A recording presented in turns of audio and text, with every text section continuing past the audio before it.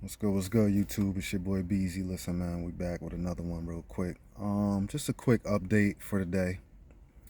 Now, as you can see, it's Monday, the 2nd, August 2nd, 2021, and we're here taking notes of, kind of the market and what's going on. As you can see, AMC and GME still trending in the same patterns. Short ladder attacks. Manipulation, dark pool activities. We don't know the numbers on that yet today, but I'm pretty sure it's pretty damn high. I seen one comment today said it's probably about 99%. But let's not forget, guys. Let's not forget. Citadel Connect is the real culprit here. And we keep getting caught up with the dark pool percentages and the threshold securities list, things of that nature. That's not where the focus should be, guys. And I'm going to tell you why. Man, see what's happened now? This whole theory of the control squeeze and things of that nature, man, it's here. It's here. And I was a little bit worried about this when everybody started getting their grubby little hands on the stock that the retail had owned already. And technically, I don't know how the hell you're still able to buy shares on this thing. It's out of control now at this point. It's just ridiculous. The shorts haven't covered yet. So obviously, I'm still here. Not to mention, guys, this is the most important part here. We own, retail investors, 80% of the float of AMC. GME, I forget the numbers, but it's a high number as well. These are the only two companies on the market, ladies and gentlemen. The only two companies or securities or, that retail has been able to, get a majority hold of the float or the actual share counts, and that's very important on this one. So whether or not the MOASS is near or far or even existent, guys, this is the only two companies on the market that retail has a grasp of. So let's just let that sink in for a minute, and let's not get confused as to what's going on here. I just had to pause on that shirt real quick. Thought that was quick, funny. I forgot I was wearing that. But just to get back on track here, guys, it's very important. The MOASS. I mean, we're all here for the short squeeze play, obviously. But let's not lose focus of the actual battle of what's going on. And that is to basically expose the market to get a fair market. And my last video was regarding the payment for order flow. The reason I don't, really think that's a big deal is because payment for order flow is just a tool to help newer companies like Robinhood, Webull, and, all these other companies to make it more enticing for market makers and these warehouses where they warehouse all these big buy and sell orders to the dark pools. And companies like Citadel Connect, who don't have to report to FINRA. Let's keep that in mind. Citadel Connect does not have to report to FINRA. There's data back on a Keenan Grace video, which I've seen, which illustrates how these companies went from, 60 to 70% dark pool activities and having all of the shares being siphoned and filtered, and all of the buy orders going through the dark pools. The buy orders going through the dark pools, and then the sell orders going through the lit exchanges, which obviously adds downward selling pressure on the actual underlying stock price. So I think it's very important we keep our eyes on the prize. We own 80% of the float. So basically, this is your company, retail, along with the financial institutions that were involved, and that are involved still. And the other institutions that seems like they jumped on the bandwagon, it seems like they're either shorting or they're assisting in the short, or they're going long, but they're not exposing their hand. I mean, I really don't know what's going on behind closed doors. This is why companies like Citadel Connect and companies that don't have to report to FINRA are very important in this, how we analyze moving forward, what it's going to take for this thing to squeeze. If not, And keep in mind, you know, a lot of changes, a lot of things are going on. A lot of, the day traders are in and out. I'm seeing a lot of comments, a lot of shills, a lot of bots, a lot of FUD, right? A lot of FUD lately. A lot of FUD. Just guys, don't forget, this is the battle. This is the war. It is what it is. MOASS or not, we're in the play, and we believe, because this is not financial advice. This is just everybody came on their own volition to a belief that we got something here. And the fact that Jim Cramer went on his show and said these are the only two companies that had happened and it won't happen again, AMC and GME, I believe that. I believe that retail was able to kind of catch the machine or the beast while it was in malfunction mode during COVID. As we all know what happened. COVID, as you can see right now, and this is the funny part about it, you can see that the machine is machining, because the program machine that these hedge fund guys have programmed these machines to trade with the mindset of a experienced trader or a high frequency trader. They've programmed these machines to think this way.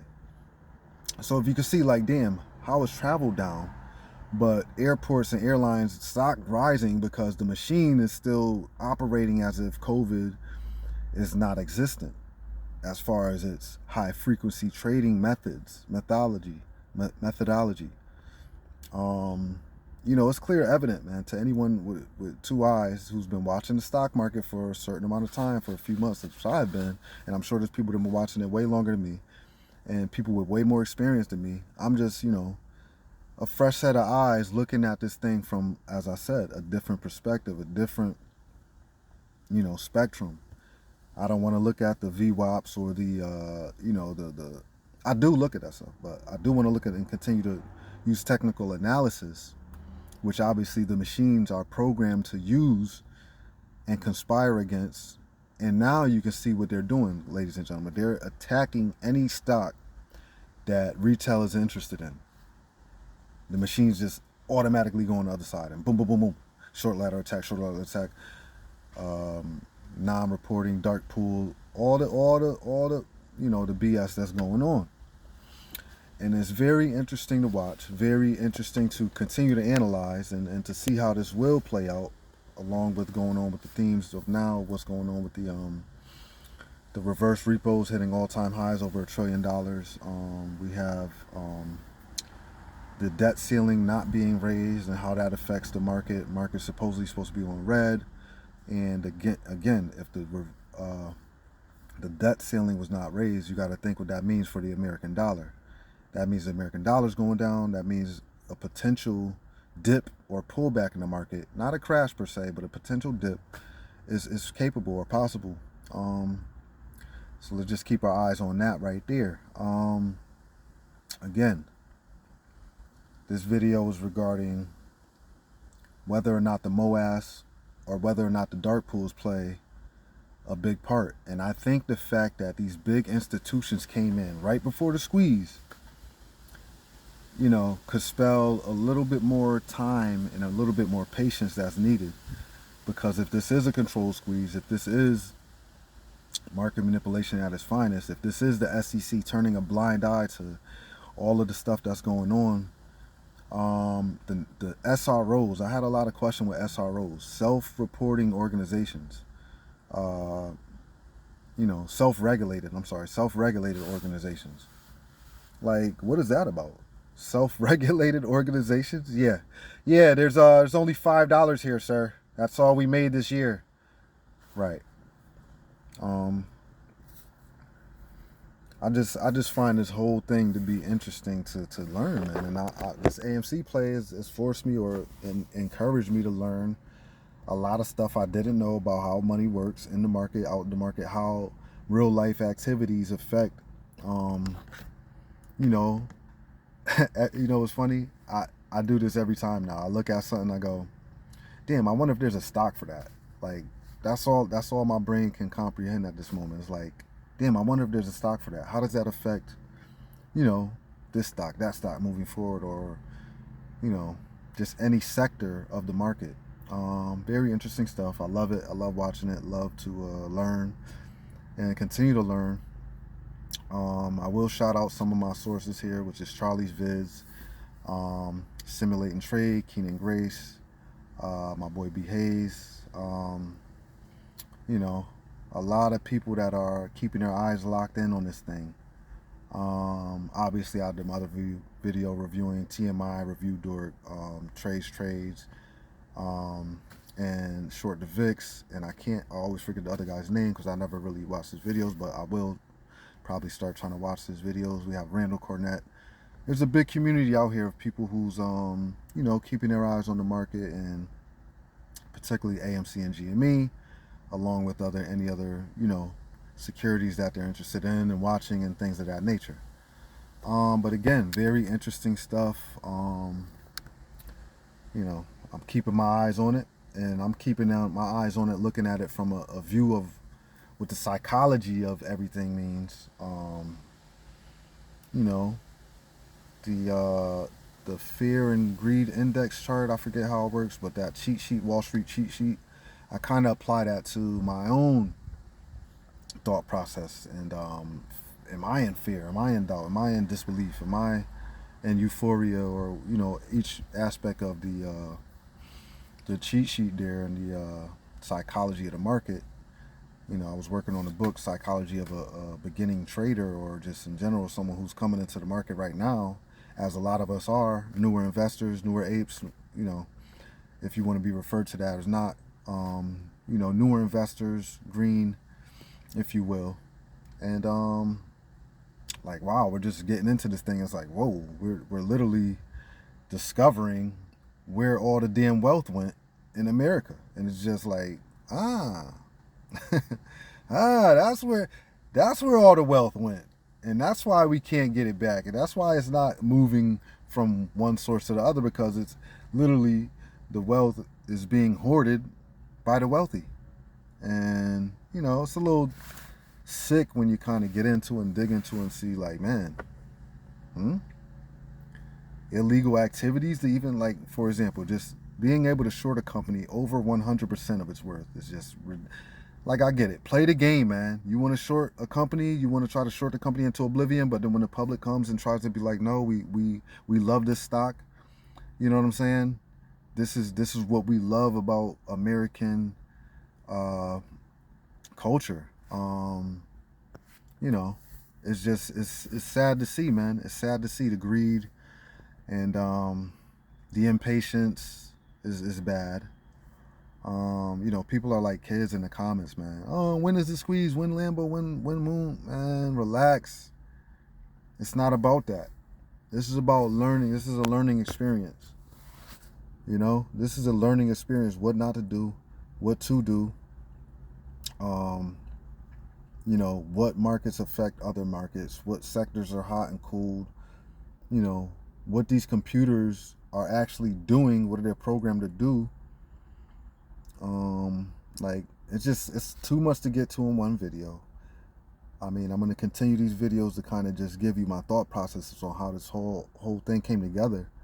And if you're a thinker like I am, or just, you know, someone who's an intellectual who just kind of just likes to learn and observe and, you know, use their 2 ears and their 2 eyes and their nose more than their mouth, man, because even though I'm rambling on this video, because I got so many thoughts to get out from what I've learned, it's just like, man, I gotta take a deep breath on that one, you know, got to. And just continue to watch what's going on here.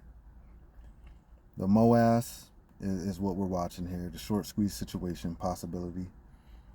And the fact that we own 80% of the float, the free float, guys. Just keep your focus on that, you know? That's all you need to know. And these hedge funds can do their tricks, you know. They can do whatever they want. And I have put a little quote on my little Twitter, which is basically, the key to bending the price is to realize there is no price, Neo. There's only dips to buy, and this is not financial advice, but if you think about it, the price is not relevant as to, you know, the capabilities of where the stock could go if you continue to hold, up or down, who knows. And just curious to see how this plays out, man. I'm gonna leave this here. I want to get my thoughts kind of together. I'm gonna leave you guys with this video and kind of let you guys sit with the information and let it sink in. There's a lot to take in here between the dark pools and the companies or agencies that don't have to report to FINRA, the SEC and their involvement or lack thereof in the enforcement of a lot of these rules, the implementation of all these new rules, the expediency at which they're being done. Is that good or bad for Ape Nation, so to speak, quote unquote? There's just a lot to take in, man. And that's what I'm going to continue to watch. And that's what I'm going to continue to divulge and break down on these videos, man, to, you know, to watch. I've had a kind of busy morning today, so haven't had a chance to really just kind of dissect the market as a whole as I would like to, and kind of, you know, give that information in that manner. But I'm going to continue to watch. I'm going to continue to give these videos, and I guess I'm gonna see you guys on the next one. We'll leave it there, guys. See you next time.